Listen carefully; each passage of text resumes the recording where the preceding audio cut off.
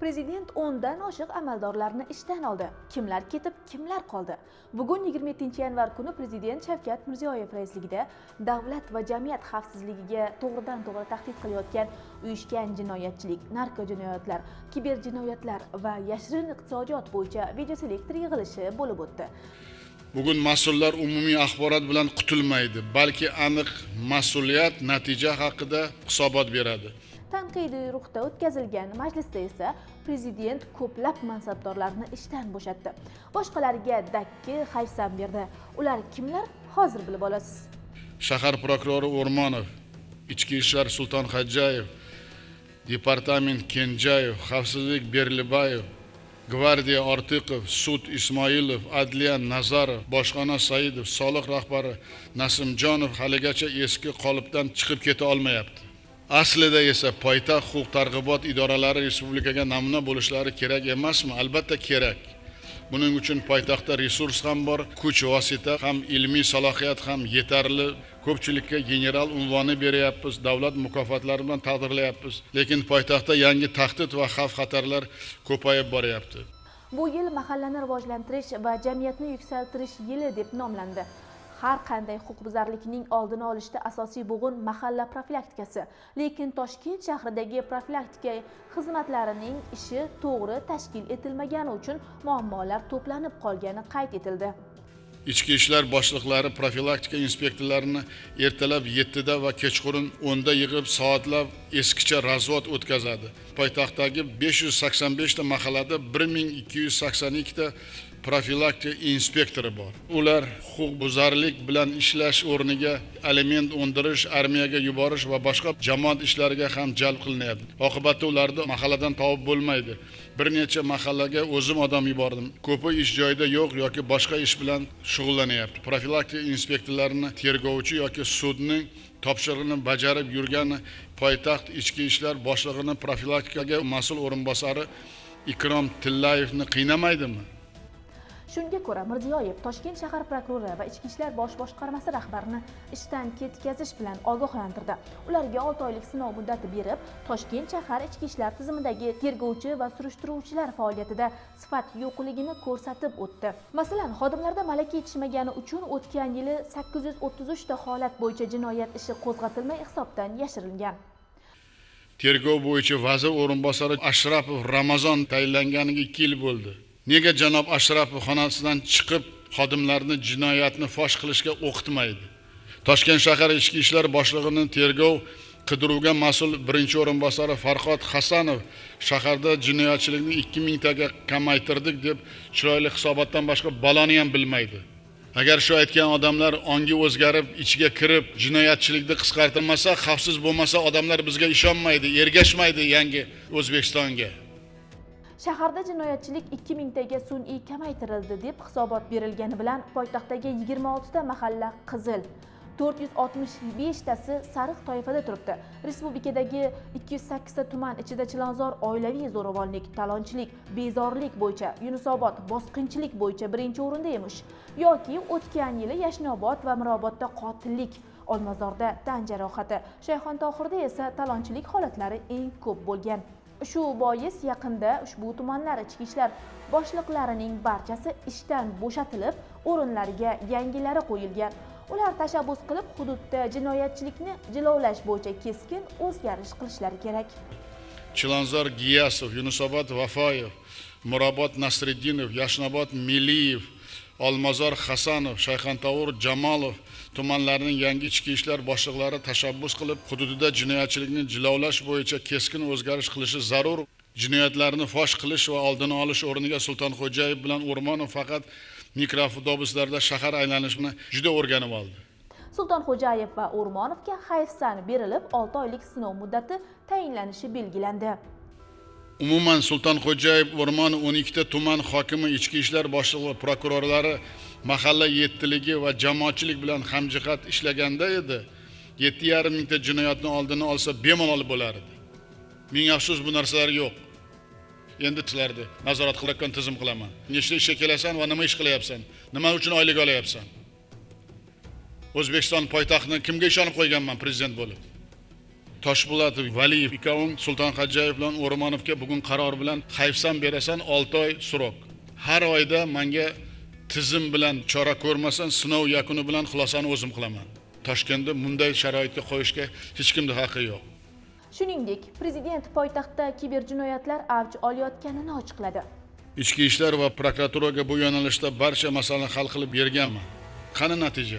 O'tgan yil poytaxtda kiberjinoyatlar soni 16 mingdan ortib, fuqarolar qariyb 2 trillion so'm moddiy zarar ko'rgan bo'lsa, ularning atigi 8% ham fosh etilmagan. O'sha odam bizdan rozimi? Davlatdan rozimi? Norozi albatta. Jinoyatchilar bank tizimidagi bo'shliqdan, aholini ishonuvchanligidan va texnologik bilimi yetishmasligidan foydalanyapti. Lekin quruqlash tizimi nima taklif beryapsiz odamlarimizga? Ey odamlar, ehtiyot bo'linglar, ko'zlaringni ochinglar deb har kuni ijtimoiy tarmoqlarga, televideniya, gazetalarga nima taklif beryapsiz? O'zbek narko mafiyasi ham avj olmoqda. Yig'ilishda yana bir muhim xabar aytildi. Shavkat Mirziyoyevning aytishicha, O'zbekiston mafiyasi chet elda ham o'zbekistonliklarga zo'ravonlik qilmoqda.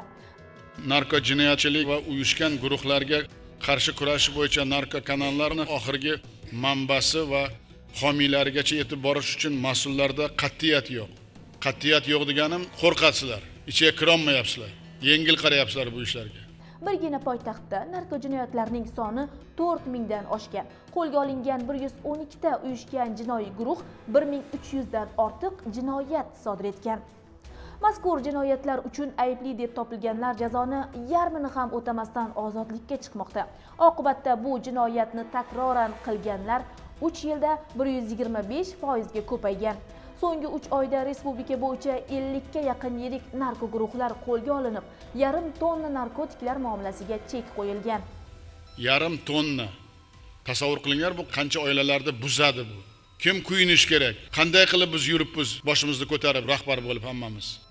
Eng yomoni, chet davlatlarda ham o'zimizning fuqarolar uyushgan guruhlar tuzib, yurtimizdan borganlarga nisbatan tovlamachilik, zo'ravonlik, tadbirkorligiga rahna solish bilan shug'ullanyapti. O'zbeklarning chet eldagi ommaviy mushtlashuvlari esa yurtimiz obro'siga putur yetkazyapti, dedi prezident. Mushtumzo'r jinoyatchilar orasida hatto sportchilar ham bor desam, ishonasizmi? O'tgan yil poytaxtda ushlangan uyushgan jinoiy guruhlar tarkibida 259 nafar og'ir toifadagi yoshlar va sportchilar bo'lgan. Ijtimoiy tarmoqlarga chiqib yotdi har kuni. Dunyo hamjamiyati bilan hamkorlikda ishlash uchun bu juda katta putur bu. O'tgan yilning o'zida chet elda og'ir ahvolga tushgan 3700 nafar fuqarolarimiz mamlakatimizga qaytarildi. Yoki 192 nafar fuqarolarimiz odam savdosi qurboniga aylandi. Toshpo'latov, Qurbonov, Rahmatullayev chet elda uyushgan jinoiy guruhlar tashkil qilgan u yerda o'zimizning fuqarolarini ham talayotgan shaxslar faoliyatiga qachon chek qo'yadi? Sportchilarning aksariyati ko'cha bezorisiga aylanib ketayotgani, joylarda pul uchun yashirin janglar tashkil qilish holatlari ko'paygani qayd etildi. Mutasaddilarga bu yo'nalishda nazoratni ta'minlash vazifasi qo'yildi. Jangovar sport turlari bilan shug'ullanayotgan yoshlarni kasbga o'qitib, salohiyatiga mos ish bilan band qilish tizimi yaratish topshirildi. Jinoiy to'dalar faoliyati, ko'p qavatli uylar va avtomashinalar oldi-sotdisi, moliyaviy piramidalar tashkil qilish va hatto haj va umra ziyoratiga yuborishda ham ancha ko'paygan. Shaharda xonadon sotaman deb 3 mingdan ziyod fuqaroga 1,3 trillion so'm zarar yetkazilganiga nima deysiz? Mas'ullar aholining firibgarlar qopqoniga tushib qolmasligi uchun huquqiy savodxonligini oshirish bo'yicha ishlamayotgani, ularning muammosini hal qilmayotgani, odamlar kuyib qolayotgani aytildi. O'tgan yilning o'zida chet elda og'ir ahvolga tushgan 3700 nafar o'zbekistonlik fuqarolar mamlakatga qaytarilgan bo'lsa, 192 nafar fuqaro odam savdosi qurboniga aylangan. Bozorlarimiz ham tinch emas. Prezident Soliq qo'mitasi raisi birinchi o'rinbosari Mubin Mirzayevni shartta ishdan bo'shatib yubordi. Bunga sabab Toshkentdagi Chorsu va Malika bozorlarida soliq intizomi izdan chiqqani va uning nazorat qilinmayotganidir. O'tgan hafta Mirzo Ulug'bek tumani soliq boshlig'i Usmonov ishdan bo'shatib, jinoiy ishi qo'zg'atilgan. Yoki 6 yildan beri lavozimda o'tirgan Shayxontohur soliq boshlig'i Mullajonov Chorsu bozorida to'lov intizomini joyiga qo'ymadi. Tumanda Malika savdo markazida esa ahvol bundan ham achinarli. 5 yildan beri shahar soliq boshlig'i bo'lib ishlayotgan Nasimjonov tushumlarini ko'paytirish bo'yicha o'zgarish qilgani yo'q. Soliq ma'murchiligi nazorati samara bermagani oqibatida inspeksiyada 805 ta korxonani soliq tushumida o'zgarish bo'lmagan. Bu yo'nalishga javobgar bo'lgan 7 yildan beri ishlab kelayotgan birinchi o'rinbosar Mirzayev Mubin shuncha payt qayerga qaragan? Mirzayev ishdan olinsin bugunda o'zida. Polatovga topshiriq bugunda o'zida Nasimjonov va Mullajonovning arizasini olib, Yo'ldashev, Valiyev ularning faoliyatini chuqur o'rganib, qonun ustuvorligi va jazo muqarrarligini ta'minlash bo'yicha menga shaxsan axborot berasizlar. Ma'lum qilinishicha, kompleksda qariyb 1,5 ming nafar tadbirkor faoliyat yuritsa-da, ularning faqat 4 tani biri ro'yxatdan o'tgan. Qolaversa, tadbirkorlarning 25% oyiga 1 million so'm ham soliq to'lamayapti. Bundan tashqari, joriy yil dekabr oyida plastik kartalar orqali yechilgan 600 milliard so'mlik savdo tushumi yashirilgani aniqlangan. Toshkent shahar soliq boshqarmasi esa budjet rejasini asosan yaxshi ishlayotgan namunali tadbirkorlar hisobidan ulardan ortiqcha to'lov undirish orqali bajarib kelayotgani aniqlangan. Xususan, 46,4 ming korxonadan 876 milliard so'm miqdorida ortiqcha to'lov undirilgani ma'lum qilindi. Shuningdek, soliq qo'mitasida qo'shilgan qiymat solig'i bo'yicha sun'iy ortiqcha to'lov hosil qilish va uni davlat budjetidan noqonuniy qaytarib olish holatlari ko'paygani qayd etildi. O'tgan yili ushbu soliqni noqonuniy qaytarish bilan bog'liq holatlar bo'yicha 20 nafar soliq xodimiga nisbatan jinoyat ishi qo'zg'atilgan. Shu sababli ham prezident ushbu yo'nalishga javobgar bo'lib, 7 yildan buyon lavozimida ishlab kelayotgan soliq qo'mitasi raisi birinchi o'rinbosari Mubin Mirzayevning loqaydligi va mas'uliyatsizligini alohida tilga olgan. Toshkent shahar bosh soliqchisi Yunusjon Nasimxo'jayev, Shayxontohur tumani soliq inspeksiyasi boshlig'i Hojiakbar Mullajonov ham ishdan olindi. Qo'mita raisi Farruh Po'latov va qo'mitaga tayinlangan yangi o'rinbosar Soliyevga korrupsiyaga murosasiz muhitni yaratish, Toshkent shahri soliq rahbarlarining lavozimga loyiqligini ko'rib chiqib, ularning o'rnini vatanparvar, yangilikka intilib ishlaydigan shijoatli yoshlar bilan to'ldirish vazifasi qo'yildi. Nega yoshlar deysizmi? Chunki prezident huquq-tartibot tizimida pensiya yoshidagi rahbarlar ko'pligini aytdi.